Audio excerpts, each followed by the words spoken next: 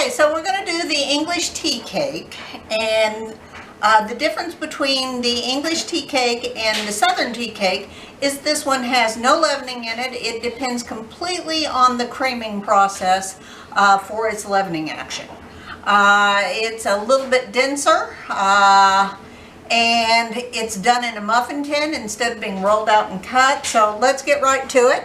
I've got 8 ounces of butter here, and I'm just going to cut this up just a little bit.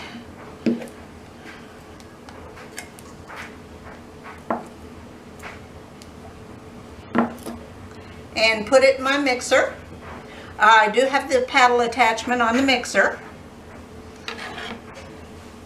And so then I'm going to go in and start my mixer up. And I want to kind of break up the butter just a little bit. The butter is room temperature.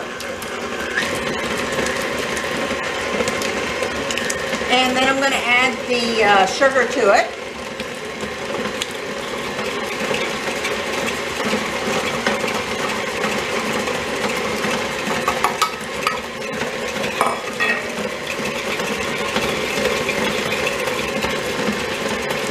I'm going to take it to a light and fluffy.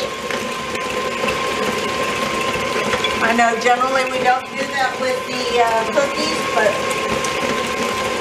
it is going to be baked in a muffin tin. That way there's something to contain its volume, so I need a little bit of a flavoring ingredient in there, so I'm going to add some vanilla. So in the bowl I have 8 ounces of butter, I have a half a cup of sugar, and a teaspoon of vanilla. Again, we want to go light and fluffy.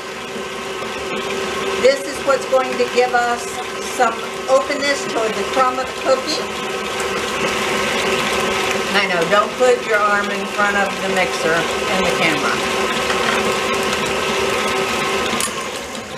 So I'm just going to turn that off for a minute. I'm going to scrape the sides of my bowl. See how it's kind of paled in color?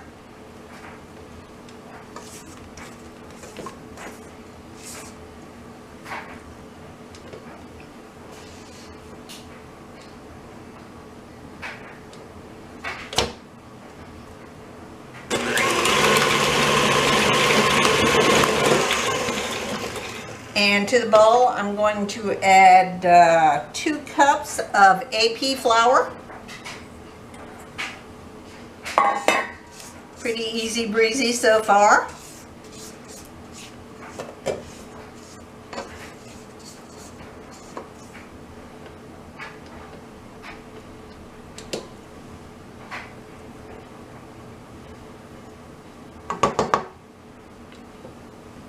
I'm going to kind of pulse my mixer a couple of times.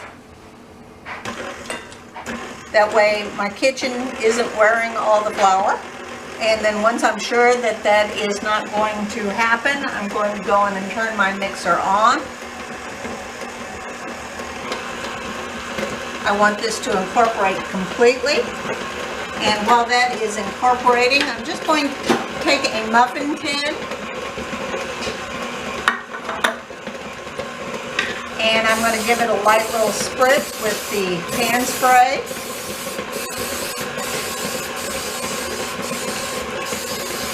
And we're going to do 2 different sizes today. So I'm just going to use the standard size muffin tin. And then I'm going to use some of the miniature.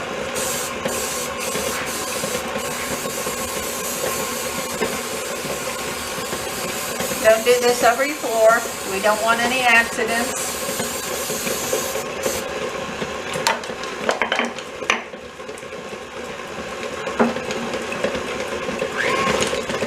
I'm going to stop it. I'm going to scrape it all off the mixer.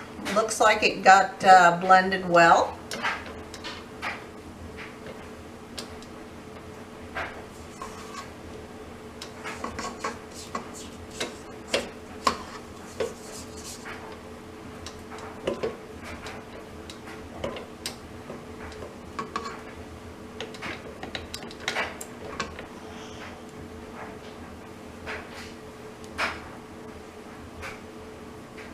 get it all off the paddle.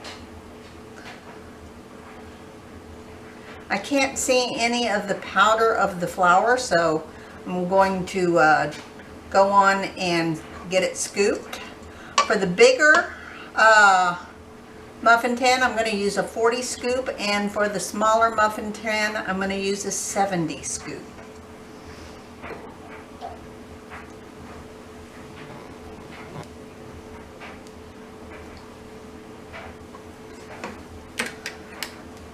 So I'm just going to take that 40 scoop and scoop it out.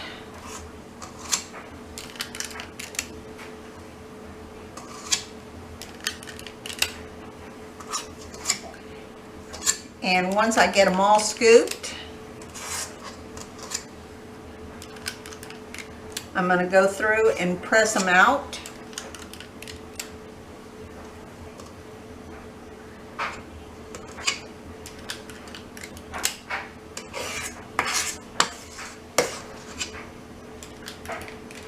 Now, since I'm only making half a recipe, this says it would make 2.5 dozen of these as a half recipe. So this is our first dozen. Quite frankly, I don't think it would have made 2.5 dozen. I think it would have made just about 2. So now I'm just going to take my 70 scoop and scoop a couple for you to see, and then I'll press out a couple of these.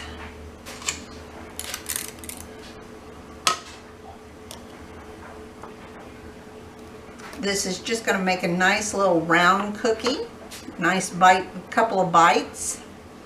And then once I get them all pressed out, I'm going to come back through. I'm going to egg wash them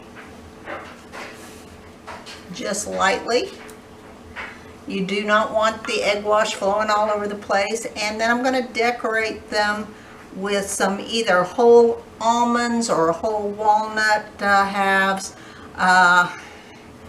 And that's what it's going to look like. The small one, real quick, I'm just going to put 1 almond on it.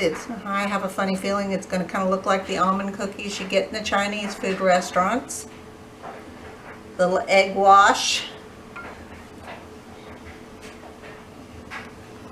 And there you go. So I'm going to finish this up and get them in the oven.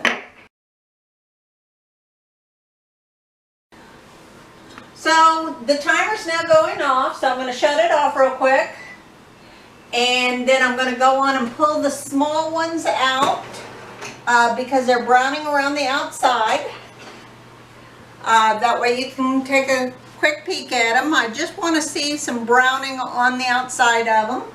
And this was in the oven for about 8 minutes at 350. And I'm going to give the big ones just a few more minutes, probably about 3 or 4 minutes ought to do me.